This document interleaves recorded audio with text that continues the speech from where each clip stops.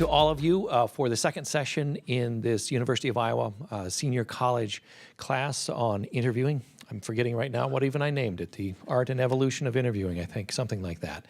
So this second session, really going to be a nice session. In about half an hour, we're going to be joined by a Skype guest from Ames, from Iowa State University, Diane Bystrom. I use her on my program quite a bit. She's quite a bit of experience in media training, and if you've ever heard something called, it's the Emerging Leaders, I'll introduce it when we get to it. But she does, a lot of up-and-coming public figures need training to deal with the media. So that's what our focus is right now. Politicians, yes, but also if you're going to be in a part of an administration at ISU, U of I, University of Iowa, Northern Iowa, you need, especially if you're in public relations, you need to be able to handle the media, and she does workshops on this. So we're going to be talking with her in just a few minutes. After that, we're going to be discussing the Ira Glass interview on the turnaround, or the roundabout. No, you won't find it on the roundabout. So I think that's what we have. Now, first of all, I want to kind of set this in the context. Today is all about political interviews. I do a great deal of them. In fact, I tallied up, it's been 10 years since I've been doing a daily talk show, and I've figured roughly 20 to 25 interviews per week. So that is in the last, I've had a career that goes back over 25 years, but in the last 10 years since I've had this show, that's over 10,000 interviews. So, and you say, well, it doesn't, there are sometimes, I do 5 or 6 per day sometimes, which, are sometimes short, sometimes they're as short as 5 minutes, sometimes, of course, we have them on for the whole hour. So it is really arts and culture and lifestyle are more the focus of my colleague Charity Nebbe on Talk of Iowa. That's, if you've noticed kind of how we define the shows, she has the arts, culture, and lifestyle slant, though not always, there's a little bit of gray area. And I have everything that sort of falls in the category of news. What are people talking about in the news, which often is politics, sometimes it's science, sometimes it's history. Not too long ago, I had 4 Vietnam veterans to come on to react to the Ken Burns series that was just on IPTV. So when history, has something to say to the present time. I did an interview this morning that will air in the first part of November with a man named Jeff Biggers. He's a great writer, but we talked about someone, raise your hand if you've ever heard of the name Anne Royal. Anne Royal. Royal. It's 2 L's at the end of Royal, but that doesn't make a difference. You pronounce it just like Royal. She was one of America's first muckrakers. It's an amazing story. I didn't know anything about her, read this book about her. But as it turns out, she's very relevant to today, and specifically to women's place in our society. She was convicted in these United States of America in 1829 of being a scold, which means she just said a lot of things that men didn't like. So they took this old Scottish law, imported it here, if you can believe this, and convicted her of being a scold, saying things that men, mostly evangelical Christian men, didn't like. And the punishment for it, if you went back to the Scottish law, was taking you in a chair and dunking you in the Potomac. Or what they would do, they had contraptions, which I don't even want to imagine, that they would put on a woman's face if she jawed too much in the wrong way, or in her mouth so she couldn't scold anymore. Okay. She didn't have those things happen to her, but she did get beat up, and a lot of people tried to stop her voice. What year was this? The trial of her is 1829. She lived a very long life from before the Revolutionary War until just before the Civil War. She died in 1854. But anyway, that's a long way of saying I have a lot of spectrum in the interviews that I do. And today we're focusing on politics. where if you have a more friendly interview, Charity has the more friendly interviews. We make a little bit of fun of that if it's happy, makes you feel good, Charity gets to do it. If it makes you feel horrible about our world, I get to do it. So, not always that way. If it's more friendly, the tone of the interview is something like, hey, whether you're a book author or a playwright or something like that, it feels to me like an interviewer, as an interviewer, that I'm on the same team with the person, right? I don't have to be as combative. I'm not compelled to be. It's sort of like, you wrote this new book. Let's explore it together. Explain it to me. You wrote this new play. You played this part in this new play. Help us understand what you're doing here in your thought process and so forth. Or recipes. You created this new food. Let's talk about why this combination of seasonings and food. On River to River, if I talk about food, it probably was just discovered it causes you cancer or something like that. So that's where I jump in here. Back to fun and no fun shows, one at 10 and one at noon.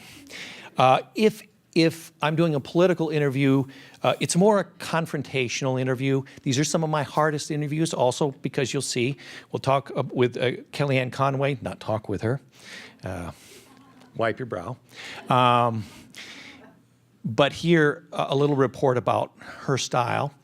I know I'm going into a more confrontational interview. I don't know if you heard today, 17 minutes of interviewing Senator Ernst today, having her explain things. There were, not big moments of confrontation, but really asking her, for instance, today, if the Republicans didn't bear some responsibility in not fixing what they see as a horribly flawed health care insurance program, the ACA. And so pointing out inconsistencies or contradictions, regardless of their party, explain why you campaigned on this issue, but nothing's happening, like you can put that on the doorstep of the Republicans, right? Explain why you, again and again in your campaign, said the federal deficit was such a huge problem, we have to address it right now. And now we have a budget that has a $1.5 trillion deficit. I remember in the Reagan administration when it was news that we had our first $1 trillion budget. The entire thing was $1 trillion. Now we're talking about a budget deficit that is, maybe a little bit of a concern, but it's okay. A budget deficit of $1.5 trillion. We'll see how that's worked out. To a Democrat, maybe a more confrontational question might be at this time would be, how can you be for free trade, NAFTA or the TPP, when we've seen so many manufacturing and union jobs disappear since NAFTA? Now, I know there's a very nuanced answer to that question, but I'm just giving you examples of types of things. So let's listen to someone I know you are extremely familiar with if you've been alive on this planet and on North America's territory and consuming any sort of political news. Before I do that, Rich just reminded me that we'll have some interaction this time. I love coming to you with a microphone. And I have a new knee brace so that I can get to you even better. I tore my meniscus, so you don't have to feel bad about making me hustle to you. And I got a steroid injection right in my knee. I feel wonderful. Want to play soccer? I feel great. But as an alternative, we have cards. Rich over there has cards. Some people don't like to voice their question, would like it anonymous. That's fine. Just flag Rich down over there and get a card and write down your question here too. That's just another sort of alternative. Okay, so this is a little report. I'm sure you're all familiar with Kellyanne Conway, former campaign manager for Donald Trump, entered the scene, and also became then, after he became president, senior advisor. So you still see her on, though she's not seen as often, also because some networks don't have her on because of what Carlos Maza of Vox on his strike-through program calls trickery. Watch this 6-minute video that I'm going to put on. See if you agree with it. I love people who heartily and genuinely disagree with something they see. Don't be afraid to say, that's not right. That's twisting what Kellyanne is doing. Or is this an accurate portrayal of really what happens? Because so many people in watching Kellyanne Conway go, what in the heck is she doing? How is she doing it? It seems like she's answering the question. But that isn't happening. Okay, watch this report. Enough said. This is a little YouTube video from, as I said, Vox is the station, the sender, and Carlos Maza, you'll see him here. Let me boot it up here at the very beginning. Get it back, because it's a nice White House advice. very snappy report here. This is Kellyanne Conway. She's Trump's campaign manager turned senior White House advisor. And a big part of her job for the past 8 months has been defending Trump in TV interviews. There is no den she will not go into. That may sound like the hardest job in the world, but Conway is ridiculously good at dodging tough questions. And it drives her interviewers crazy. Kellyanne, that's not what I asked. You're trying to distract from my question. You're answering the question I'm not asking. The question is. So, how does she do it? What makes Kellyanne Conway such a nightmare to interview? Last December, ABC's George Stephanopoulos asked Conway a very simple question. Why does Trump falsely claim that voter fraud cost him the popular vote? That claim is groundless. Isn't it irresponsible for a president-elect to make false statements like that? Watch how Conway answers. I think it's groundless for talk about fake news. The fake news is that somehow the popular vote is more important than the Electoral College vote now. You catch that? Instead of answering, Conway goes in a totally different direction. Stephanopoulos tries again. No one is questioning the victory. I said, is it appropriate, is it responsible for a president-elect to make false statements like that? And again, Conway dodges. Well, first, many people are questioning the victory. You've got people spending millions of dollars wasting money and time in the Clinton and Stein camps. It's so frustrating. It's like watching someone try to staple Jell-O to a wall. I needed to talk to an expert, someone who had truly mastered the dark arts of verbal combat. Hey, Carlos. This is Seth Gannon, and at first glance, he might seem like a sweet, unassuming guy, but he's actually one of the most talented debaters in the country. You are, true to form, far too kind. He won the national debate tournament, the Super Bowl of competitive college debate, as a junior in 2008, and he made it to the finals again the next year. Here he is celebrating his big win, and here I am, still being a virgin in college. I was a late bloomer. Now Seth is a debate and public speaking coach, a professional smooth talker. So have you watched a lot of Kellyanne Conway interviews? As much as I can stand. Fair. What is her secret? With any question, she is looking for an opening to take it somewhere else, especially if she can paint the administration as the victim. She's listening for concepts that she can latch onto and go on offense. This is Conway's bread and butter. She hears a keyword or concept she can use, repeats it to sound like she's answering the question, and then introduces a total non sequitur to trip up the host. It's like really bad improv. Watch what Conway does when Chuck Todd backs her into a corner about the size of Trump's inauguration crowd. Look, alternative facts are not facts. They're falsehoods. Chuck, do you think it's a fact or not that millions of people have lost their plans, their health insurance, and their doctors under President Obama? Do you think it's a fact that everything we heard... Oof, Conway. She's not actually answering Todd's question at all, but because she repeats his word, it kind of sounds like she is. Here's another one. You don't know what his finances are because you haven't seen his tax returns either. So you don't know who's giving him here's money. What I do How do you know? know the government of Qatar hasn't given him $1 million? Here's what I do know. I know we've got the Democrats on the run, running around to blue states like... Did she wink? Did she seriously wink? Conway. Seth says Conway is essentially preying on an interviewer's natural impulse to be polite. For the interviewer to insist again and again on the original question and to ignore 90% of what she said in the meantime is rude. Stop this catch and release, stop this sanctuary cities funding. If I can just interrupt, because, and I hate to do that, but I have a number of things I want to ask you about. She trusts that they're going to move on to their next topic rather than ask the same question over and over. When Conway does have her tangents cut short, she has another trick. passing the buck. Conway doesn't actually make policy in Trump's White House, so she often gets to sidestep tough questions by saying, I don't know. I have not been in those briefings. No, I haven't discussed this with him. You're going to have to ask him. And when that fails, when Conway is really up against the wall, she has one last trick. Make something up. She doesn't seem to let facts or even other administration statements stand in her way. She has this postmodern quality where words and statements that you may have heard and knew exactly what they meant, well, Kellyanne Conway has a very different interpretation of those same words. She often reinvents Trump's positions into more defensible versions of themselves. After Trump spent weeks falsely claiming in plain language that there was widespread voter fraud, Conway went on TV and said he was actually talking about voter registration fraud, something very different. I will tell you that what the president is talking about is registration and voter rolls. These registration rolls are a hot mess. But that is not voter fraud.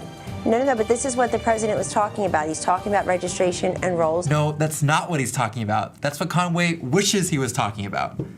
Jesus. And this gets to the fundamental problem with trying to interview Kellyanne Conway. The point of interviewing administration officials is to get clarity about what the president is doing, or at least believes. But Conway interviews do neither. Once she has decided not to give meaningful answers to questions, there is no way to have a successful interview by traditional measures. There are only gradations of failure, only gradations of the non-answers you're receiving. She is so good at dodging questions and tripping up hosts that you're likely to end up more confused and less informed at the end of one of her interviews than you were at the beginning. Conway is a master of deflection, but inviting her to wreak havoc on national TV doesn't actually help audiences better understand what's going on in their government. So the next time you find yourself yelling at your TV during a Kellyanne Conway interview, just remember, she's doing her job. It's the news shows that keep booking her that are letting you down. I actually think anybody could do the Conway misdirection thing if they really put their mind to it. Yeah, you think you could do it? Yeah, ask me a tough question. Why were you a virgin in college? Because my mom watches this.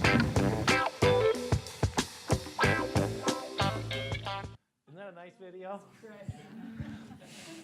Okay, okay, so here you go. Was that analysis that you agreed with? Did it make sense? Was that an unfair hit job in any way on Kellyanne Conway? I want to hear your opinions. What do you think, Mary? We're sitting here laughing at it. We ought to be crying because it's just, it's not news. It's just dissembling. What other reactions do we have here? Any disagreements with the analysis? You just gonna let yourself be manipulated by Carlos Maza into thinking what he thinks about this? John? I don't listen to her, quite frankly. Okay. You have seen her before? Yes. Okay. Sherry? Yeah, I think there were a number of examples that made his point, so. Yeah. Also from a conservative network like Fox, too, trying to nail staple Jell-O to, I altered a little bit, staple Jell-O to the wall here. Okay. So does that give you, how will you watch then, because of seeing this, does this arm you with any sort of, oh, I know what's going on here. Will you be able to recognize that when someone else does that? Let's go back here. I saw you reacting a lot back here in the back row, Cindy. Well, it just reminds me of a lot of other people. I mean, Kelly's really good at it, Kellyanne, but Sarah Huckabee Sanders is a master at that kind of thing as well. I hate to say this, but I think across the political spectrum, when people don't like the question, they've figured out a way to avoid answering it. And that's what we'll talk with Diane Bystrom about in just a few minutes. She's due to join us at 3 o'clock. Would you want, Cindy, Kellyanne on your political team? Oh my gosh, no. No. Well, but we're all saying she's great. You wouldn't want her on your team, Sharon? I think she's really good at what she does. Yeah. So you want her on your team, right? But she's not really lying. She's just avoiding. Okay. So maybe she has to represent someone who is lying. The L word is now accepted here. I think. At the beginning, I have to tell you, as journalists, we're like, ooh, that's a big scary word. We don't want to repeat that. But if it comes to the point where it does in no way measure up to a truth, you can start with falsehood. Sounds a little bit better, but it is a lie, which has what? What's the difference between a falsehood and a lie? What? Not a lot. You said not a hell of a lot. You didn't want to swear. Okay. What about you, Galen? I think a lie is more purposeful. Yes, there is the intention. If I say, you know, I did 40,000 interviews in the last 10 years, but I got my math wrong. That was not intentional. That's just me screwing up on math. But if I knew I really only did something like 10,000 interviews and said 40,000, I'm trying to deceive you, right, Galen? So that's a difference, right? You know, to answer your question, though it pains me to say this, when she passes the buck and says, I don't know, we haven't talked about that, maybe we need to give her a break there. That's a good idea, right? I mean, we can't, Kellyanne Conway would not have been in all the discussions. Why are we, or Carlos in this case, saying she had to be in all the discussions, right? Yes, that's exactly what I meant. When everyone is saying, gee, I don't know, the president and I haven't talked about that, there's a common theme here across people who would have different reasons for passing the buck or not. Right, and press spokespeople for the White House or anybody. That is an honest answer to a lot of things you get asked about, too. Any other reactions to that? Yeah, let's, questions or anything. Why the reporters don't just really, make her answer the question. You can't make a person answer the question. You saw from how many different of our most skilled interviewers saying, Kellyanne, you are not answering the question. Just repeating it. There's a good difference that we can talk about. Monica, did you want to jump in on that point? Well, I think when you're listening, you get sick of them repeating it because she just does the same thing in a little different way each time. Like, okay, give it up. Okay, and here's an important difference between a print and an electronic media interviewer. And I've talked with enough, I've never worked in print, but I've talked with enough to know that you can, as a print interviewer, you're at a more of an advantage to badger your person. You've got them in a room for 15 minutes. Nobody hears if you ask them the question 5, 10 times and say, you're really not answering this question, because all your print interviewer is looking for, they're not going to print the whole interview. I mean, we don't really see those, do we? There are some publications that run entire interviews. At most, we're looking for the quote. So however we, as a print journalist, as a print interviewer, can get that quote, we're going for it. All we have to worry about is our relationship with Dave Loebsack, with Chuck Grassley, with Joni Ernst, between the two of us, because nobody else is hearing my interview. My job as an interviewer is complicated by the fact that I know you are listening. I'm a stand-in for you, and we're in Iowa. We're fairly polite in Iowa. And I have in the past, I can't say recently, in the past, pushed that to 1, 2, 3 times, going back and saying, well, you have to, and you also have to be Iowa polite when you do this, and say, Senator, that's not really what I was asking. When you know darn well they're purposely not answering the question.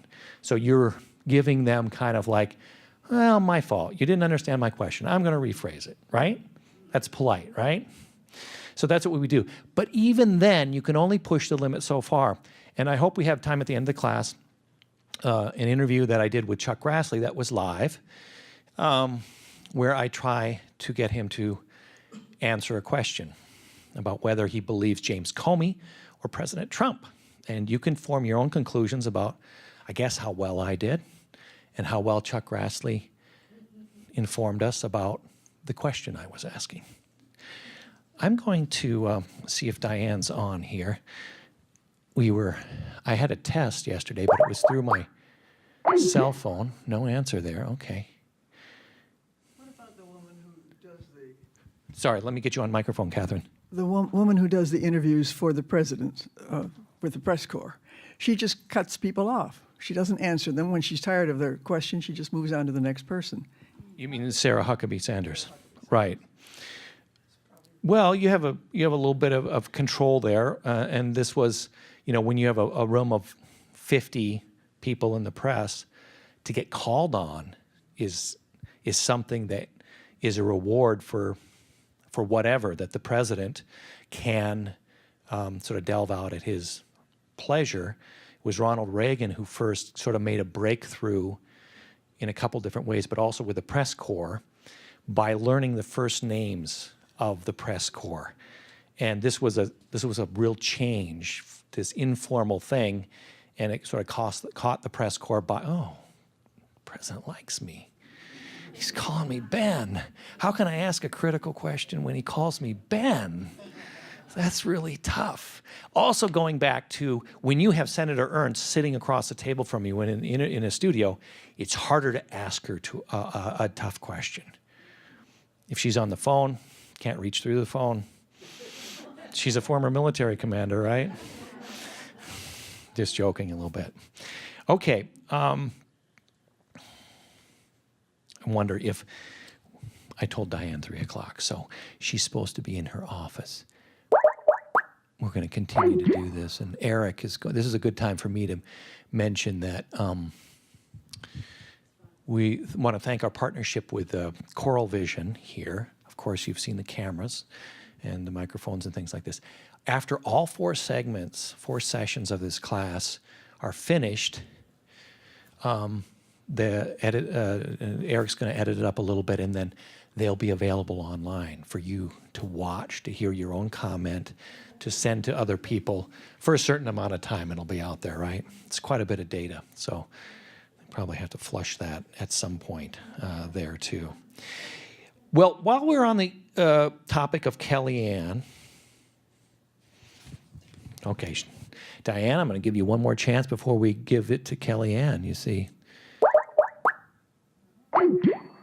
Okay.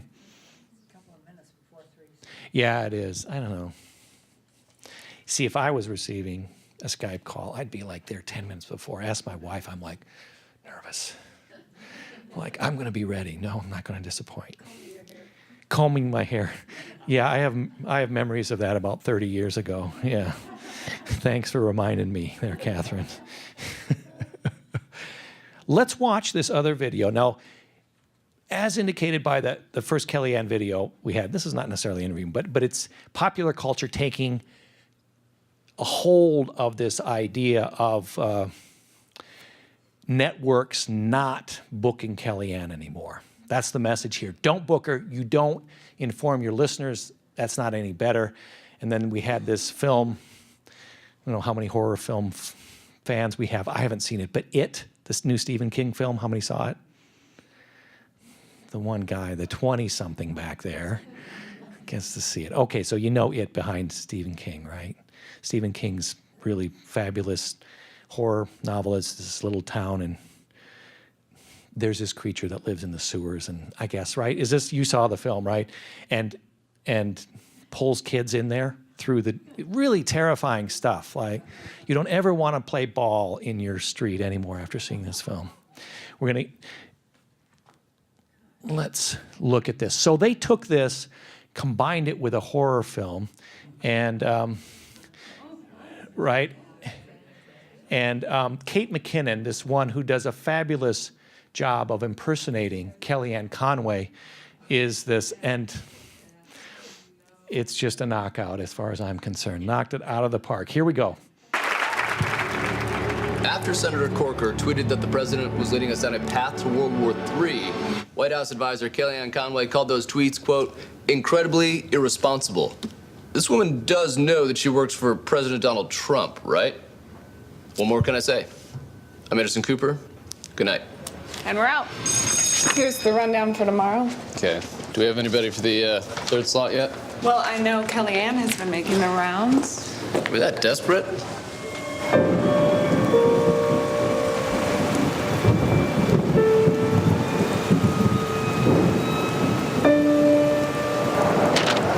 Damn it.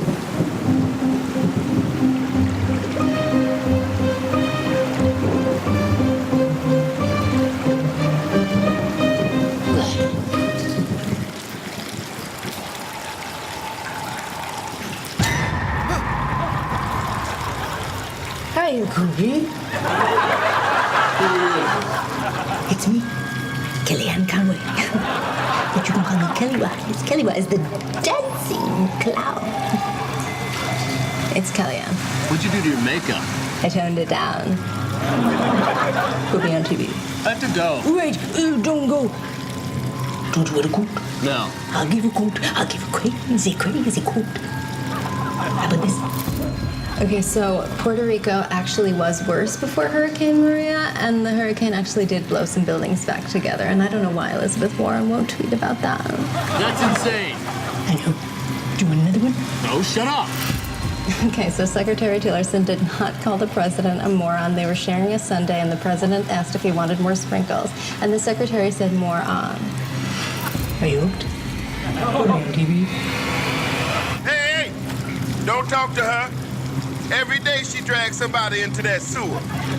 Down there where the duties are. You don't believe me? Yesterday she got Rachel Maddow. You'll float too, Anderson. Rachel? Come on, Kobe. We need each other to survive. That's a lie. Put me on TV, or I'll have to show you your greatest fear. I'm not scared of anything. Oh, no?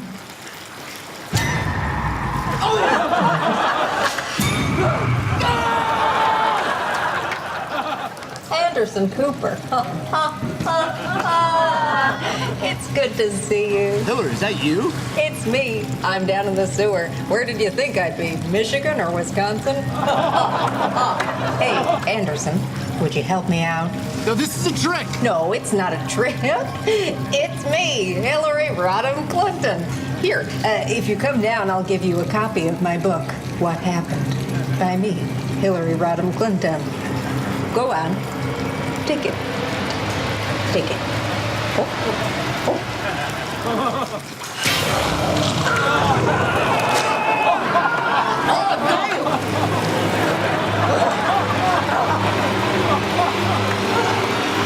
Oh, crap.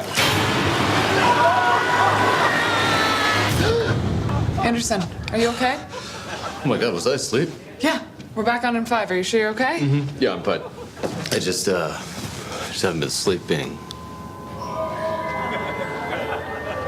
Hi, stranger. Thank you for booking me. It's good to be back. Let's give him a good show. Right, Koopy? Kellyanne?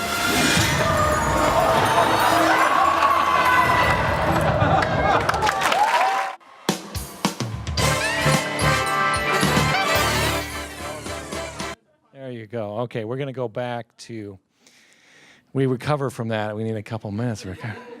I'm amazed at how television is, the production quality in that is as good as any movie. And remember, television, growing up with 3 networks and PBS, it was, not the big screen quality. Okay. We're going in here for Diane. Okay, here is Diane, right here. There she is. Woohoo, Diane. Yes, I'm here. Yes, that's wonderful. Thank you for dialing in. Yeah. We can't see your video. Do you want you to show the other participants' video? Yes. Always select always. Okay. I can see myself in the corner. Can you see me here?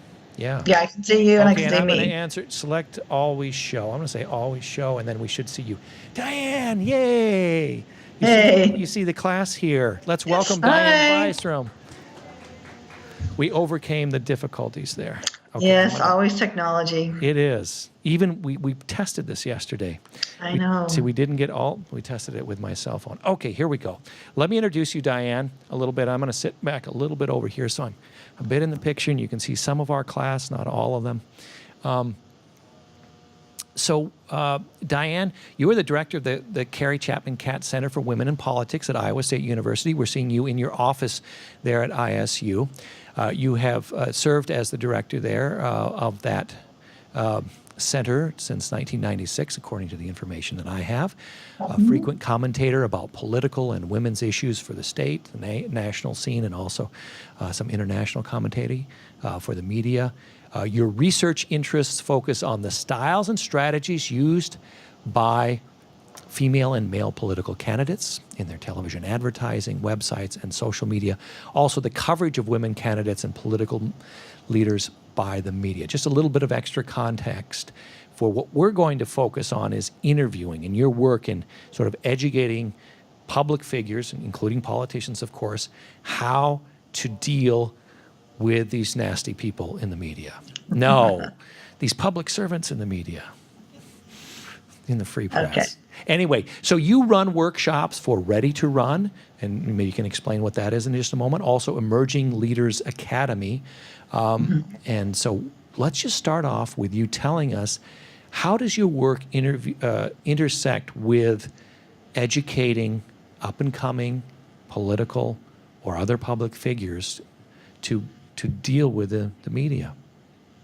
Well, I think, Ben, and I think another thing, you know a little bit about my background is I actually started out as a journalist, a print journalist. And so my lifelong ambition until I got into higher ed, which was pretty early in my career, was to be a journalist. And so I went from being the person asking the questions to the person being interviewed, certainly when I came to the Cat Center. So my whole basic premise, I think, because of my journalism background, is that journalists are just people too. Most of them just want to do a good job. They're just trying to tell a story. And so what I do in my training for Ready to Run, which I'll tell you about in a little bit, and Emerging Leaders Academy, is just really trying to demystify in some ways what the media is trying to do, and really trying, my goal is to have an outcome that people at Iowa State and Emerging Leaders Academy and our participants in Ready to Run feel comfortable in talking to the media. So both are a little bit different. The Ready to Run Campaign School is part of a national coalition of campaign training schools, primarily for women, although ours at Iowa State is open to men. So we're a little bit different than some of our partners. So what we've done since the very beginning with Ready to Run, and we've been in that program since 2007, is that we try to deal with things in Ready to Run that women and men, but primarily women, have some concerns about. And so one of the things that research shows us that women are concerned about is media interviews. They fear that the media will not only get into their private life, which there's some reason that, you know, that we do need to know somewhat about the private lives of our public officials, but also they get worried about exposing their children and their husbands, but primarily their children. So they get really worried that, you know, and sometimes they don't want to run for office because they feel like they're going to just open up all this to the media. And so they're, on one hand, they may be fine, okay, I can open my life up, but they'll get concerned a lot about their children. So one of the first things we tell them is that they get these notions based on what they see on basically national cable television. So we try to tell them, because we're pretty much Iowa-based, that you're not going to have that same kind of relationship here in Iowa, that's not going to be. We have very little got you type journalism in the state of Iowa, and actually at the state level in a lot of states. So, you know, our whole premise is we want you to be able to talk to the media, because if you're a political candidate, you have to be able to do media interviews. So that's called, you know, there's paid media and earned media. And so earned media would be your free interviews that you do with the newspaper, radio, television. So candidates have to be comfortable in doing that. So if you want me to, I can go through kind of the steps that we say, unless you have another question out, Ben. No, that's it, exactly. So treat us here as just educators. We're newbies in this.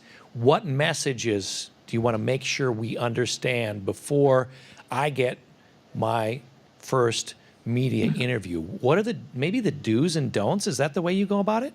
Yeah, we do. And actually, as Ben mentioned, I also do the same kind of seminar for our Emerging Leaders Academy, which those are faculty and staff at Iowa State in leadership roles. And again, no one really makes us do media interviews at Iowa State, but certainly we feel as an institution, we can showcase Iowa State by doing media interviews, especially if you have a certain expertise. So it's a little bit different, because if you're a candidate, you really need to do a media interview. If you work at Iowa State, you don't necessarily need to do one, but I think it helps showcase what we do here.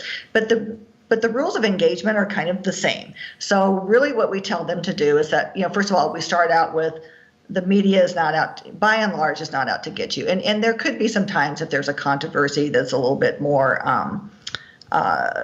concerned about. But what we first teach people is that typically, again, You need the media needs you. So the first thing that you want to do is that you always want to return a media member's phone call or email. And so sometimes if you're not in your office, let's say a media member calls you, you're not in your office, or they send you an email, you always want to respond with calling back.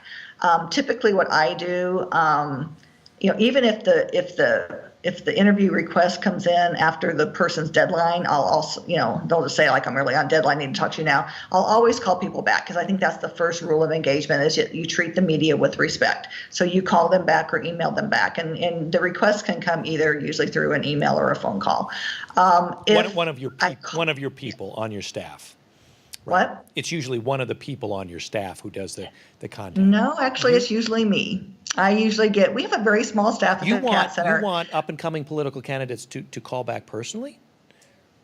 Maybe I'm confused. It could be. I mean, okay, I see what you're saying.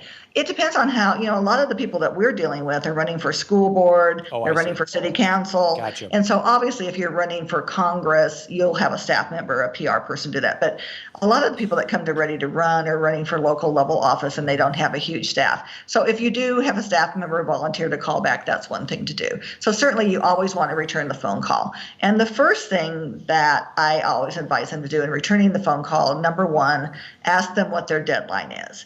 Because, as you know, Ben, media can have a variety of deadlines. They may be calling for a story that they have an hour to put to bed, or they may be calling about a feature that they have all weekend to work on. And so I think so the first thing you want to do when you do call back and return their call as soon as possible, what's your deadline?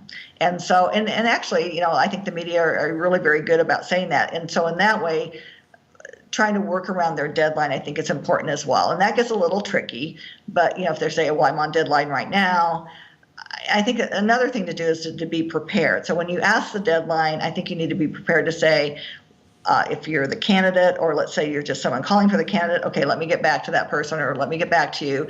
Let's schedule a time that works out both for us.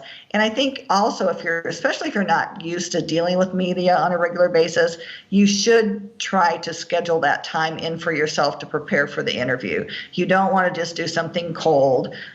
You typically want to think about it. Sometimes you can ask the media, they may not tell you, but you can ask them, can you give me a little bit of idea what you want to talk about so I can be prepared? You should never ask them, never ask them, can you send me the questions in advance? And they are not just going as to you want to know, do that. working with 3 different producers, you will get that question. They will try you on for that and say, Emily, who was here last week, one of my producers, they will say, usually not a high-profile political campaign, a member of Congress knows that this is not going to happen, but occasionally you will get, can Ben send me the questions he will ask? And so there's a pat answer to that. And I said, well, the conversation is fluid. Here are some of the areas. We talk about Iraq, Afghanistan, water quality. Give them general areas so they know, and truthfully, what areas it is, but never specific questions, because it's a conversation. Yeah, and we tell people that, and sometimes they're kind of surprised, because one of the questions we get with Dirty Run, like, well, I can't ask for the questions. I was like, no. And in a way, that's just kind of rude. I mean, I think it's rude to ask for the direct questions. So I do the same thing. I do it with Iowa Public Radio. You want to be prepared. So when I'm booked on, IPR, I usually say, can you give me in general what you want to talk about? Understanding that other things could come up, but certainly you want to kind of know the scheme. But I tell them never, ever to ask for the exact questions. That it's fine to say, can you tell me kind of in general what you want to talk about so I'm prepared? Because I think that communicates to the journalist that you want to be prepared. Right. But you're not being so prepared like, I've got to get all the questions so I can have rehearsed answers to them. So we usually tell them that. And so we want them to be prepared for the interview. Typically I find that reporters are able to give you general areas that they wish to talk about. And then the next thing so that's sort of on the side of you're dealing with the media and being respectful of the media. But then on your end of it, I do think that you need to be prepared, and this is where it gets in on the media training on the other side with the candidate training, is that you probably, when we talk to candidates about their messaging, we want it to be consistent. And I'm sure you've seen this, Ben. So what you want to do as a candidate, and this is what we teach them about campaign messaging, is that you want to pick 3, no more than 5 issues that you really care about, you're going to campaign on. These are issues that are sort of a nexus between what you feel very passionate about and what the race feels passionate about. So if you're running for Ames City Council, there's certain issues that are important to Ames, and you have to kind of wrap your head around what the issues are and what you feel passionate about based on your experience and what you can bring to the table. So typically with candidates that haven't done a lot of issues, we'll want them to maybe put down in writing, even though they have these really general things that the media want to talk to them about, we want them to put down maybe their 5 talking points or 3 talking points or whatever they feel comfortable with. And then in trying to, again, have that ready and just bullets, we don't want them over prepared, but be able to go back if they get questions about those areas. Like some of the questions that, a lot of times candidates get from the media, quite frankly, are, what are the main issues in your race? Well, then you have that there and you can talk about it. You need to be prepared. One of the things that we also do, and this also is backed up by what our media panels tell us, is that it's okay to say you don't know the answer. Now, I know that you've all watched the Kellyanne Conway video, and she's done a little bit of that, but in that case, she's trying to deflect. In our case, what it is trying to do is that if you really don't know the answer, it's okay to say, I don't know the answer to that question, and I'll get back to you. Okay, let's get back because we want to have time for any questions from our class here too. I wanted to get to the hard part, probably you get questions about this too, and you've observed it numerous times where the candidate, the office holder, really does not want to answer the question. So we get into how you handle that. Really would rather not be asked about that question. How do you deal with that? I can think of an example that we've had recently, climate change, global warming, something like that. A number of Republicans would just as soon you never ask about that again.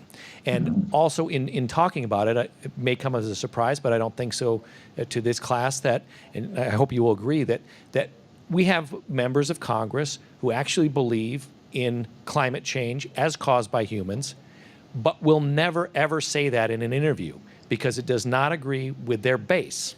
Okay, so you ask them about it, and I usually preface it and say 98, because this is true, 98% of climate scientists say we are doing this to our planet. And they will still respond with a kind of up in the air about this. What's going on there? As an example of a question you just don't want to answer because it would be off-putting to your base. Well, we typically don't have anybody in ready. That's not usually something that comes up with ready to run with that. But we do tell our ready to run participants if they're anticipating a difficult question about a controversy, about something in their personal life, and they don't want to answer it. One of the things they can say, if it's a personal thing, it could be, I really don't feel comfortable talking about that, deflect it that way.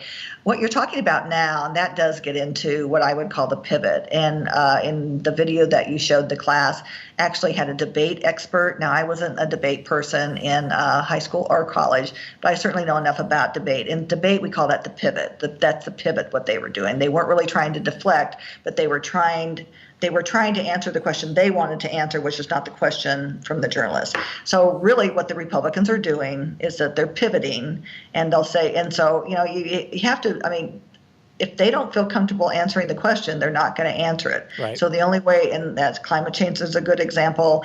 I watch morning television every morning, and I see a number of pivots where they don't want to answer the question. On the other side of it today, I saw Elijah Cummings pivot because he didn't want to answer the question about the thing that broke last night, really kind of an old story that the DNC and Hillary Clinton were involved with the Russian dossier. And so what you do is pivot. And so I thought he actually did a pretty good job this morning because he was asked at a morning Joe, and he said, well, that's an important thing. You teach this skill of pivoting. Yeah. How do you teach pivoting? So we could say that's kind of a introductory Kellyanne Conway. She's an advanced. She's like a guru of this, right? If they don't answer the question with a local candidate, I would say, and we say something like, that's a really interesting question, but I think that's something that's more important for my district is the issue of education. How many times do we hear that? That's an interesting question, but and you'll see this, what Americans really care about, or what my voters really care about is, that's a pivot. And it's what they care about. So that's a classic pivot. And so they don't want to answer the question. So what they do is they deflect it to one of their issues. And so here's something that happens to women candidates all the time, more than men. And not all the time, but enough that they're asked about their position on abortion, pro-choice, pro-life. And that can get in some cases, I mean, it seems in the more recent elections, Democratic women and men are more likely to talk about that than they were in the past. But let's just say they don't want to answer a hot topic issue. Like last night, I was actually watched something that it was a Democratic candidate, but in a fairly conservative district, who was asked about gun control. So this person, my guess is she supports gun control, but instead of answering that, she said, I believe in the Second Amendment. My family owns guns for hunting, and that says, but I also think that we need to think about, after Las Vegas, we need to think about some practical solutions that everybody can care about. So she answered it, but it's more like, I believe in the Second Amendment. My family has guns, and then to say, we need some common ground solution. And then she said, but I really think one of the biggest issues in my district is education. Mm-hmm. So it's a pivot. And so if you can answer as much of the question as you can, and say that you care about the question, but let's say she didn't want to come out and say, at that point in time, didn't want to come out and say, I support stricter gun control. She basically wanted to say, again, I believe in the Second Amendment, my family has guns, and we need common ground solutions. So that way she's bringing in, we need solutions that Republicans and Democrats can agree on. So you'll have this little dance between the interviewer and the person being interviewed here, where you'll get a pivot. Maybe you get a little bit of information about actually answering the question to whatever degree, and then pivot. I really think we need to talk about education.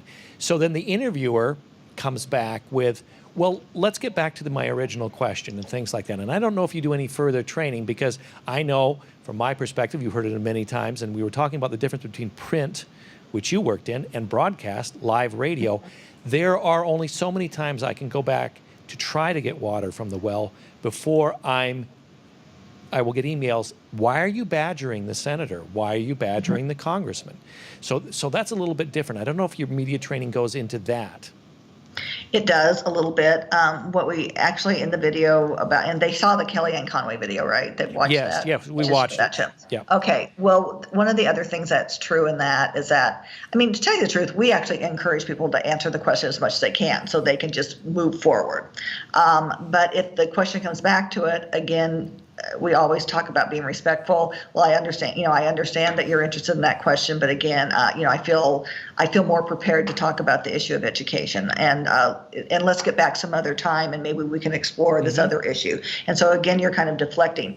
The other thing, the difference between print and radio and TV that is on the journalist side, and I don't know if you do it, Ben, but I was always told by my colleagues that they do this, is that silence, like you ask a question and You're just silent, because then so we tell people, we tell our participants that you might get a question and then there's just silence, because the media think because people are uncomfortable with silence. Right. So someone's going to fill in that stuff. And so that's when you're most vulnerable, that there's silence, and all of a sudden you feel, as the person being interviewed, that you need to fill that in. And person being trained in my side of the equation is, and I've taught the University of Iowa journalism classes, do not leap into the silence. Yes. Because we as humans, and this goes back to, the first conversations around bonfires, we are uncomfortable with silence in certain situations unless we're really comfortable with the people. We don't like silence. So we will want to fill that void, and sometimes we go and things like that, even between in our own words. So exactly right. So you're playing off people's natural feelings to be polite, whereas if you just let the silence be, and you have to learn in broadcast, this. Silence is like twice as long as it is in real life when you're live on the air. And you've got to be warned, say, let it be. We tell them that. That's another, and that's actually something, again, that along with the fact that you can't get questions in writing, or you can't get your questions in writing, that's always sort of an aha when we say, don't get pulled into the silence. Now, quite frankly, it also happens in print interviews. It just doesn't seem as, sometimes you're more likely to get pulled into it. Some of the worst things I probably said, not worst things, but I've gotten pulled into it before, more in print. Because you're just having this casual conversation, and you're not on the air, and you're not really cognizant of the silence. And so, but that's a good advice for print journalism as well, because those are the times when the journalist just pauses and then you suddenly fill in the pause with something that you're not prepared to say. So that is one thing we do. But the other thing that I wanted to raise, and this kind of gets to your question or your experience has been, is that, and we actually don't teach this. This is something I don't teach, I'm thinking about now, but especially people in Iowa and certainly on television, and Kellyanne Conway apparently relies on the fact that sooner or later the journalist is going to have to move on. So she's just, and that's what you get. Because I have to admit too, I'm watching TV sometimes, and even when I want the person being interviewed to answer the question, if the journalist asks them 2 or 3 times, I could think I'll just move on, ask something else. And so it's really hard to do, especially when you're on live television or live radio. You do seem like you're kind of badgering. And so I do think, and again, we don't tell this to Ready to Run, but at some point in time, just by the sheer interview and the space and time that radio or TV has, that interviewer is going to have to move on. And part of it's practical because they've got more questions to ask. You saw that with the clip with Kellyanne Conway, is that one of the female journalists basically said, I want to ask you more questions, so let's move on. But the other thing is Kellyanne Conway is counting on the media to be polite, right, and to eventually move on. Right. And I don't know if you gave media training with Senator Ernst when she was a state senator. Did she get involved in your program at all, or others that we now know as elective office? But one of the things, the techniques that I'll find is running out the clock.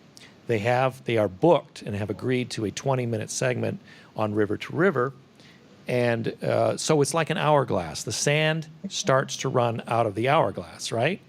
Mm-hmm. They know that some know that the more lengthy their answer, the fewer questions you will be able to get through. Okay, so, and also interrupting somebody of higher status, like a senator, is a more difficult thing than interrupting your dog catcher. Let's just say it that way. So they know that. I was pleasantly surprised and pleased just a month or 2 after Joni Ernst took office. I had my first interview with her, and I was expecting this, so I prefaced the introduction by saying, Senator Ernst, great that we have you on the program today.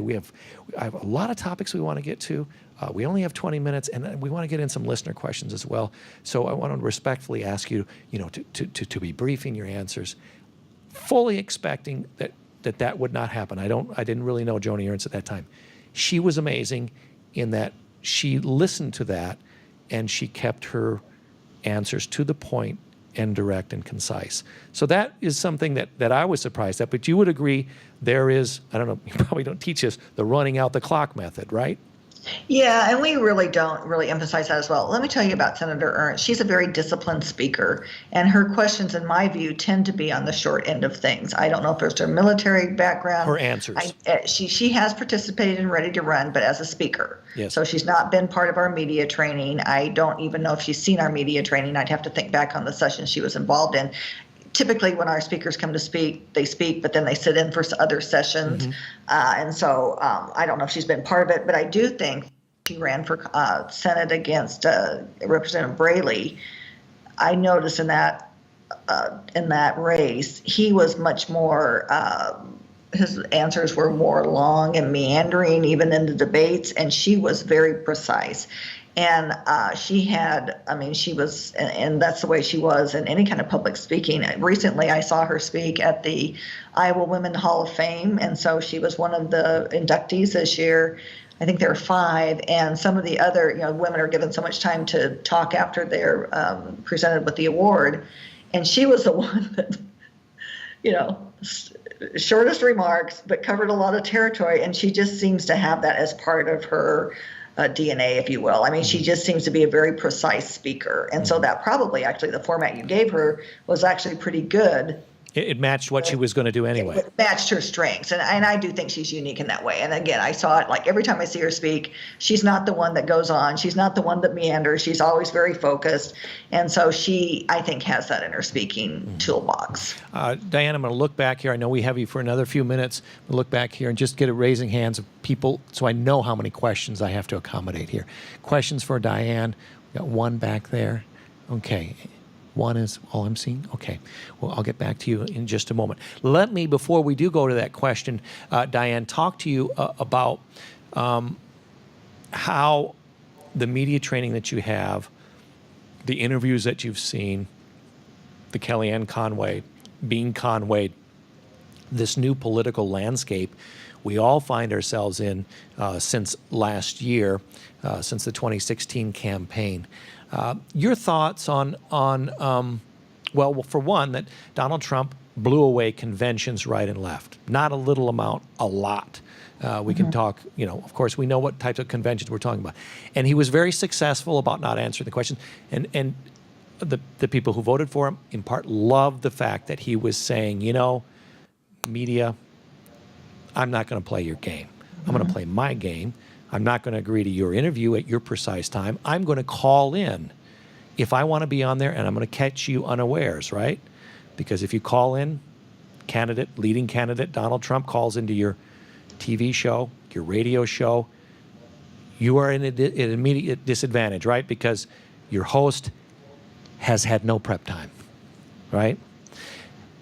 What do you think about where we are? Is this something we're going to, in this relationship, what Donald Trump has really pioneered here in terms of treatment of the media, is this a blip? Are we going to return to what some people would say, better times, more factual answers, and more control in the hands of the media, responsible media, or not? I think it's going to result in more control by responsible media. We've got some indicators now. Trump is a master of controlling the media, or trying to control the media. I would say that in some ways, the studies I've done, and I've done a couple. I'm in my second study on Hillary Clinton's campaign coverage. I've already published one study, or it's going to, and I'm done with it. It's going to be published soon. And so one of the things I think in the primary and general election is that the media really elevated Donald Trump. They got sucked into his game, and they were controlled by him. And I've been to some conferences where I've heard national media speak, where they've said he was sort of this shiny bright object. He was more interesting than Hillary Clinton. And so there's a lot of research that shows that he benefited a great deal from how the media treated him, and the media controlled him during the primary campaign, especially, and then also the general election. What you have now, though, is you've got the media kind of getting fed up with him. So what's turned on it is that, every single night, if you turn on the news, there's some new scandal. And so you do have, or something that they're reporting on with the Trump administration. So what you do have is his core base that they talk about all the time, which is about 35% of our population, that, they don't like the media. They don't care if he's released his taxes. Anything he says is good as gold. They just believe in him. He's got that base. But that's not really, I think, a winnable base moving forward. Mm-hmm. And so I think what's happened is he's also, I think, because of his lack of cooperation with the media, he now has media, digging up everything they can. And so that's part of it. His surrogates, on the other hand, if you watch this, Kellyanne Conway is not invited back on any news programs now except for Fox. And so you have, and maybe on other ones, but she's not on CNN. She's not on MSNBC. And so he's reaching, so his main surrogates a lot of times are just put on these stations where the other 65% of the population isn't going to necessarily see them. And so you do, and the Republican surrogates that you see on CNN and especially CNN, but especially MSNBC, the surrogates on MSNBC, by and large, are people that, even though they're Republican, they're not Trump supporters. And so, I do think that that's going to, I think it's kind of reinvigorated journalism. I'd like to think that some of the national journalists think that maybe they had a role in the election outcome, in the way they covered the election. I guess one of the key questions here that I'm trying to get to, too, is your thoughts on whether the new mold that Donald Trump has made for media relations during a campaign, is that something others can successfully emulate in the future, or is that something only a person with Donald Trump's background as a reality TV star can do, with his gravitas as being recognized in every household in America? This is going to be my guess, because we only have, one N here. It's Donald Trump. We only have one thing to base it on. One N meaning one example. he was able to do this because of his unique background. Could someone else do it? People are floating out, hey, maybe Oprah Winfrey should run, and so maybe it's another type of celebrity type person would have that same impact. But what I see happening, I went to undergraduate school during Watergate, and this whole thing now reminds me, and my husband who also went to school during Watergate, and actually was in law school during Watergate, I was an undergrad, but you go home every night, waiting to see the latest thing that broke about this. And so I think it's actually reinvigorated journalism. You've got, I think, a competition going between the New York Times and Washington Post. You have people competing for the big stories. You have breaking news all the time. The other thing that we've seen across the country, if you haven't heard, is that we've had a really uptick in enrollments in journalism school, people wanting to be journalists. So at a time when, Trump doesn't trust the media, fake news stuff, we've got journalism schools across the country have young people wanting to be journalists. So that's good news. And yet it's funny, though, we have to throw in there, too, that when you poll people about journalists, they don't, I think they're a little bit better than politicians on the scale, perhaps. Yes. But they're pretty darn low. And used car salesmen. Used car over salesmen, those journalists, politicians, slightly below that, cockroaches. But I actually think among people that aren't, again, the other 65%, I feel that people are appreciating the role of journalism and the role that they're playing. Okay. Let me get back to this question here. That's we've got a couple now. Okay.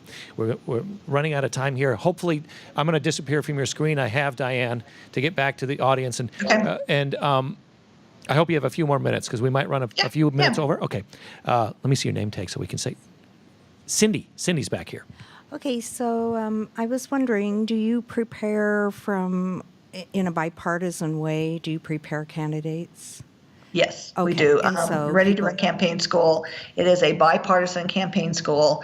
And the way we keep it bipartisan, quite frankly, is that we don't have any issue training. I mean, we don't get into the issues. And so that's one thing that's missing in Ready to Run is that we don't, for example, say, here's how you should talk about education. Here's how you should talk about this. Because we do have Republicans and Democrats, and they have different feelings on those issues. So our training is really more nuts and bolts. And so it applies to not only Republican and Democratic women, and we've actually had libertarian women that come, as well as independent women that want to run as an independent for, they're not really affiliated with the political party, and they might be seeking election to school board, for example, or city council. We also have men that come to Ready to Run. The men that come to Ready to Run tend to be Republican. I don't know why that is, but they do tend to be Republican men, and they're typically interested. A lot of times they're working. Sometimes they're their own candidates. We had a guy this last spring. We had a mother-son team from a small town that both want to run for local office. I think the young man will eventually run for the state legislature. But he came and was, very, very pleased with the training. But we also have men that come that are working as campaign managers for female candidates. But it's a bipartisan school. And so, I was a little bit nervous this year because of the political climate. We always, we're Iowa, we're nice, we're friendly. I was a little bit worried this year because of all the partisan dialogue going on Twitter, Facebook, what have you, that, we might have more of an issue of that at Ready to Run, but we had none. We do a good job controlling it. We start out every workshop that this is bipartisan. We respect everybody's opinion, and we didn't have anything like that. And it sounds like what you're saying is, even though we see there's just a coarsening of the rhetoric at the national level, good old Iowa nice is going to win out and not be budged by this degrading of, let's just say, of political conversation. I think there's been some of that in Iowa, but I would say that our program was successful in not doing that. And, here's the other thing, and sometimes people, it's hard for them to see this unless they attend, is that Ready to Run really is a very uplifting program. It's very positive. We have, and I think actually, I think it was on IPR, Ben, that we had Kim Ream, who's a Republican, on our advisory board, and Heather Mattson, who's been a participant. She's a Democrat, and then Kelly Winfrey was on. And I'm sure I think it was River to River. Yeah. And they were just all so enthusiastic. Heather's fairly liberal Democrat, yet Kim is a conservative Republican, and then Kelly was our faculty member. They were just like oozing over what a positive experience it is. And it really is when you're in the room, you just feel, I know it sounds weird, but you feel this positive vibe, and they really are interested in electing more women. There's many women there that want to elect more women, Democrat and Republican. So it's a very positive experience, and we had a record 172 participants this year. Let me sleep. Any other questions? Oh, we did have another question here. Okay, Mary, sorry. We've been talking about Donald Trump, and we've been talking about the spoken word, but I'm thinking about visuals. And that was one of the things that happened in the campaign. You saw him again and again. And now it's the same thing, and they'll show him with a really ugly expression that's ugly to me, but is not. It looks strong and firm to the people who support him. And I really am concerned about why are they not showing the event, the situation, the person that he's talking, that kind of thing, rather than emphasizing him, because that's the kind of thing that'll get him elected again. Any answer to that? I mean, there's a photo editor job there too, depending on your publication. If it's like Slate, if it's left wing, you'll get a Trumpian look that is like a scoff or something like that. And others, if you go to others, you'll get a more flattering view. Anything to say about visuals? That has a lot to do with your work on male versus female, right? Because women are evaluated much more on the visuals. What studies typically would show is that typically females are shown in less flattering images than male. I would say in this last campaign, without doing any really research on it, from an anecdotal, it looks like both of them, both Hillary Clinton and Donald Trump, were oftentimes portrayed in unflattering images of themselves. But kind of to flip the question a little bit, I mean, I do think that's the media's choice. It's a photo editor's choice. They do show unflattering pictures of Donald Trump primarily. They actually show a lot of them, and I agree with you. On the flip side of it, and getting back to what we do in Ready to Run, is that we do have a whole session on presenting yourself on the camera. And I know that's not an answer of your question, but it is really important the way you present yourself in a live interview. And so we do work with them, and we actually ask for volunteers, and we videotape some of the volunteers and play it back, and have someone from who used to be in the media, political reporter on TV. What are some of the things? What are some of the things? What are some of the things that you commonly tell people to stop doing or to do on camera during an interview? Well, you want to be in a comfortable position, whether you're sitting or standing. So there's actually some basic tips for that. You want to look the camera in the eye. You want to be conversational. You want to avoid looking down. You want to. You basically want to. I think you want to be dressed comfortably. We kind of tiptoe, I won't say we tiptoe around that at Ready to Run, but we don't want to be in the position of telling women how to dress in general. But on the other hand, we want them to say, you need to feel, we do encourage them to be professionally dressed. There is, I think, some stereotypes still in American politics where men can be really casual in their interviews and women are expected to be a little bit more dressed up. But we also tell them, no matter how you dress, be comfortable with your hair, be comfortable with, you want to be comfortable so you're not worrying about, oh, my hair is going to fall in my eyes, or, my pants are too tight, or, you want to be able to focus on your interview and doing the best interview and on your answers to questions. So we do that. We give them a little bit, but again, it's really more about comfort. And the person who did our show this time, talked about the fact that her hair is natural curly, but she always feels like it's out of control, so she'll try to straighten it when she does like an interview. And so it's just kind of weird stuff like that. But you certainly don't want to be detracted by things that you can control. You want to focus on your questions and answers. Diane, you've been very generous with your time. Thank you very much for telling us about the valuable programs you run there at ISU and your take on interviewing relationships of public figures to the media. It's been very insightful. Thank you very much for your time. Let's give a round of applause to Diane Bystrom. We're going to say goodbye. Okay, bye-bye. We'll talk to you again. Bye. Bye. Okay, that worked out really well. Okay, we're going to take a short break. I'm going to reload here my little laptop. Not my laptop, Eric's laptop, which I'm starting to become friends with now since last year. I'm not an Apple person, so it's a little bit more difficult. Let's see, it's 3:46. Can we resume here at 5 till? Gives us a little time to do a few things. So 5 till, if you would come back, and we'll maybe listen to another little interview with the one that I did with Grassley, get your take on that, and then have a few wrap-up things here today.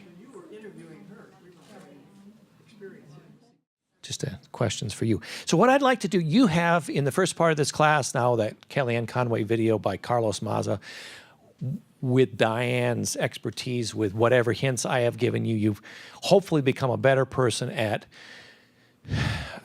evaluating interviews.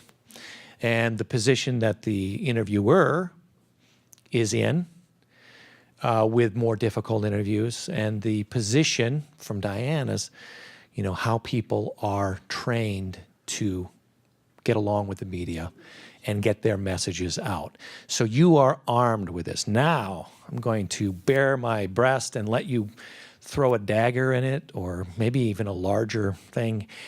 Really, I'm serious. You can critique this as you like. This is an interview or an excerpt from an interview. We don't have a time. You can, of course, go online to any of our Iowa Public Radio interviews to listen to them as you like, or to download them onto your device. So this is back in June. Let's just travel back there in our minds. June 9th, it says this post is from the chance to interview Senator Grassley. Usually get our members of Congress once or twice a year if they agree. This is how long we extend invitations to them. This is for the first year. I think I mentioned this last time. We have a few members of Congress who don't get back to us. Diane said, you got to get back to them. We have, you know, Rod Blum is a notable name here. His people say he's not available or doesn't have time. It's always, you know, you don't have time. But in this case, Senator Grassley was booked, and then we had really interesting things happen. The firing of James Comey, huge, right, on our political landscape. So when that happened, and I see Charles Grassley in the near future on my schedule, I say, oh, that's going to be good. I have a lot to talk about. It'll be really interesting. And I hope his people don't cancel out on us, because they will do that. And for legitimate reasons sometimes. You know, Senator Grassley has been in the Senate, and he will step into an office next to the Senate to be on our program. Other people will do that too. So these are high-profile people. They are on a very managed schedule during the day. So I don't want to say that's not legitimate. But we had Charles Grassley. He was on for the 20 minutes, and let's just listen to it from the beginning. I think the most interesting part that I really like to pay attention to is when we get about 3 minutes in until about 10 minutes. We'll only listen to 10 minutes here. So we've got this key information. I always lead off with the interview getting to the nugget of news that I want them to respond to. And here, front and center, is the Comey testimony before the Senate Intelligence Committee. This is the first time we've heard from Comey after his firing to get his side of the story, after the president has said, you know, morale in the FBI, crap. He's a bad administrator. That's why we're firing him. But of course, then he changed his story. He admitted to NBC it was really about the Russia thing. So this is an interesting interview in that this is, and we will find out, that one of the major prongs of the Russia investigation, not the collusion with the Russians, the alleged collusion with the Russians, but here's the phrase, possible obstruction of justice. Is there obstruction of justice when you fire the FBI director or the FBI, the special counsel, or the FBI director, and they're investigating you, potentially? So let's listen to the beginning, and please do listen here about what I want to get at. And what I want to get at here is putting actually Charles Grassley in an uncomfortable position of who he believes here. You have, by all accounts, an upstanding public servant. James Comey has been a straight arrow, a tall straight arrow. He's a big guy, like 6'4", 6'5", straight arrow through his whole career for Democrats and Republicans. Has been a tremendous public servant. So his version matching the president's, which is the same party as Charles Grassley. So it sets up an interesting dynamic. Listen to it critically, and I'll ask for your opinions afterwards. Well, I'm glad I can. Thank you very much for helping any of us in Congress to communicate with our constituents. We have a number of listener questions. We want to reserve some time for that, but of course, I want to have you react to the big political news of the week, the testimony this morning. I realize you probably had a very busy morning, may have not listened to all that much of the testimony. We did have the written testimony released by James Comey yesterday. I wonder, what is your overall reaction? What did you find most interesting and revealing in the written testimony? Yeah, I did read the written testimony, so I can comment on that. I did pick up a point or two from some colleagues that evidently listened when I wasn't able to. I might use those sort of things. But one of the things that that I can compare what he said with what he said to our committee earlier is he did say that, well, it was the first question I asked him when we had an oversight hearing back in May, probably a week or so before he was fired. Did he ever leak anything, or did he ever authorize anybody to leak anything? And he said no, but my colleagues that heard it today said that he did admit that he did give to a Columbia University professor, a friend of his memo, so it could be leaked to the New York Times, so that a special counsel might lead to a special counsel being appointed, which was appointed.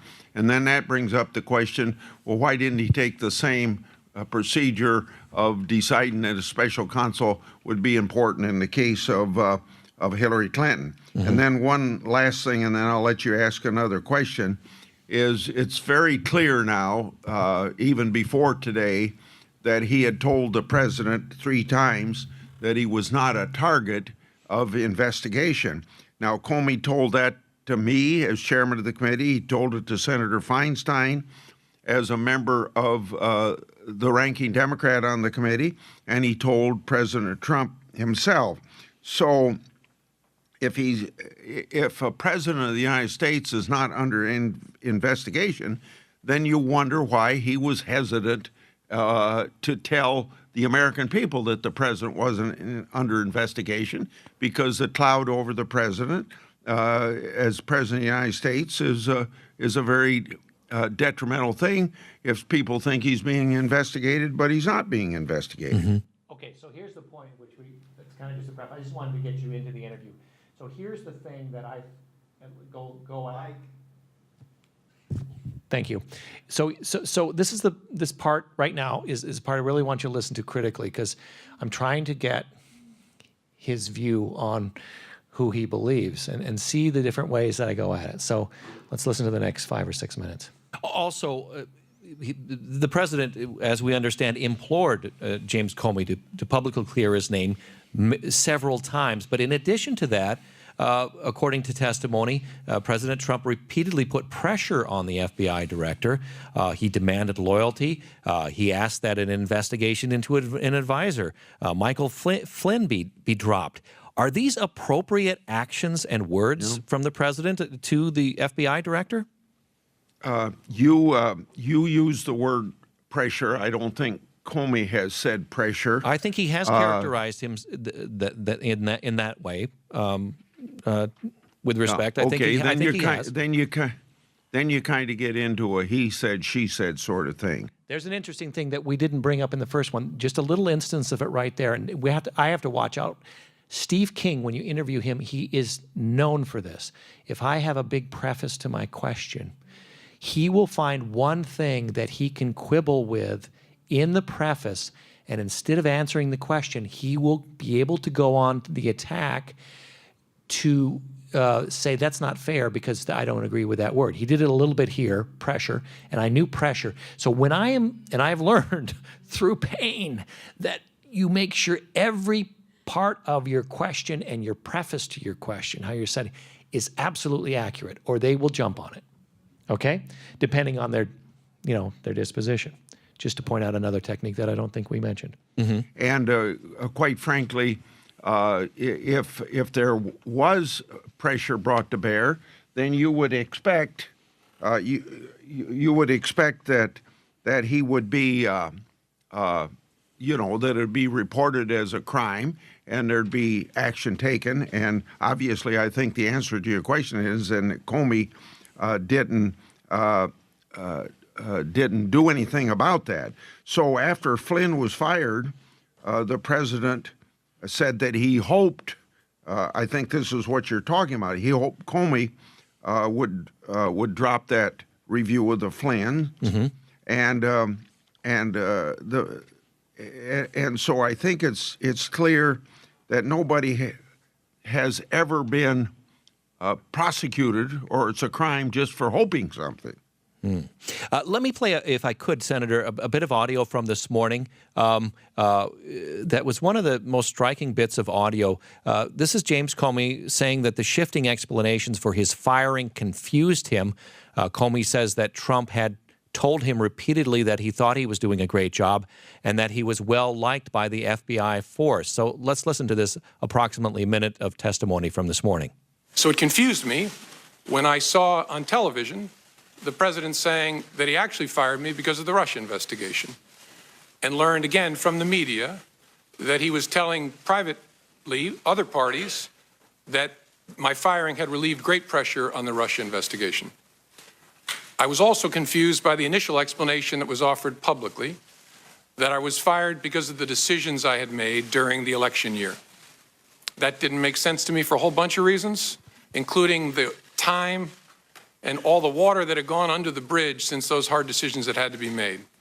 That didn't make any sense to me. And although the law required no reason at all to fire an FBI director, the administration then chose to defame me, and more importantly, the FBI, by saying that the organization was in disarray, that it was poorly led, that the workforce had lost confidence in its leader. Those were lies, plain and simple. And I am so sorry that the FBI workforce had to hear them, and I'm so sorry that the American people were told them. I worked every day at the FBI to help make that great organization better. Here we have James Comey saying those were lies, plain and simple, referring to the president's words that the FBI was in disarray and that the agents had lost confidence in Mr. Comey. Who do you believe here, Senator Grassley? Well, I believe that what somebody wants to characterize as a lie, if somebody else was characterizing it as his view of how an agency is being run, when you characterize an agency how you think it's being run, you could be perfectly honest in your assessment of that, and somebody else could consider that a lie. And I don't know exactly what the president's reason was, but I had my own problems with Comey in other respects, one of protecting whistleblowers. Another one would have been about whether or not he was answering my letters on oversight, as an example.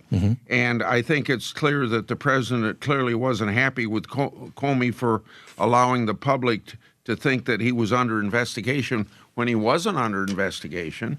But when you get right down to it, if the implication is that Comey was fired, and he could have been fired for the investigation and the president not liking it, but the president would be naive if he thought that was going to have anything to do about the investigation, because I know the FBI well enough, they're going to do their job. Right. And just regardless of whether there's an acting head or a new head or no head at all, the FBI agents are going to get to the bottom of everything until somebody tells them not to, or until they complete their investigation. So I have all sorts of confidence in the FBI.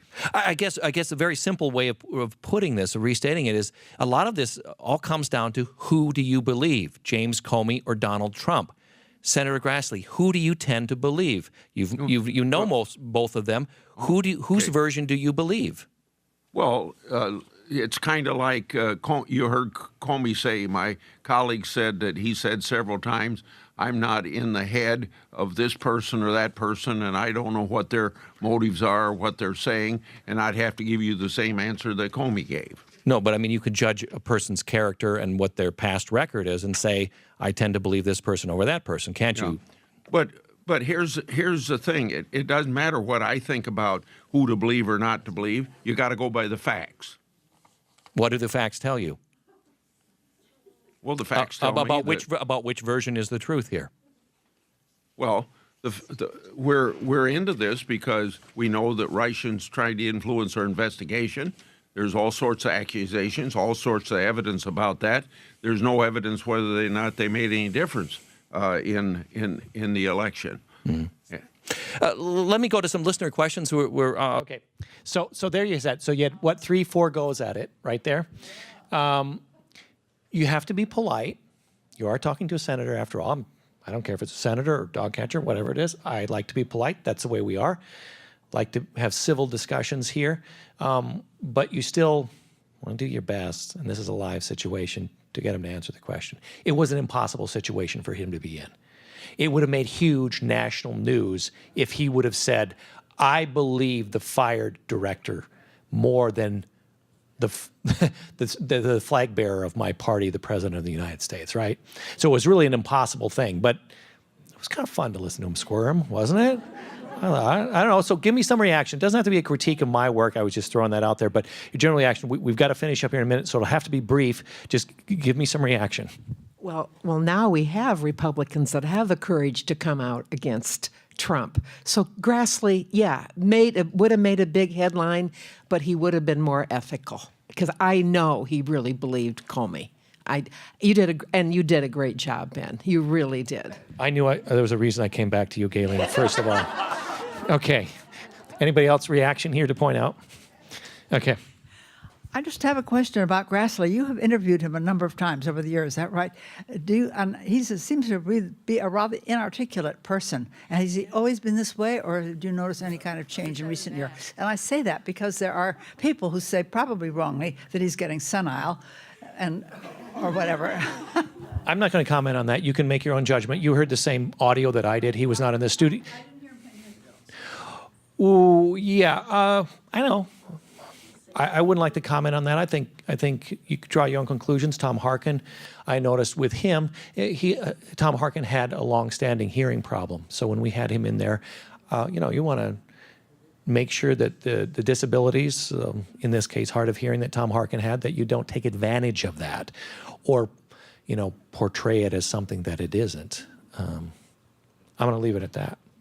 Any other comments about this before we kind of wrap up? Okay, good. So I hope you got an idea of the position that the interviewer and the interviewees are in. I don't know how many agree. Okay, if you could give Chuck Grassley a truth serum, if I would have been able to give him that at that moment, how many really believe he believed Comey?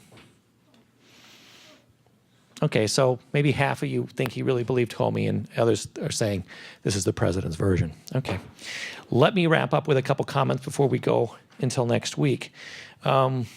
A reminder, your homework, which will not be reflected at all in your final grade.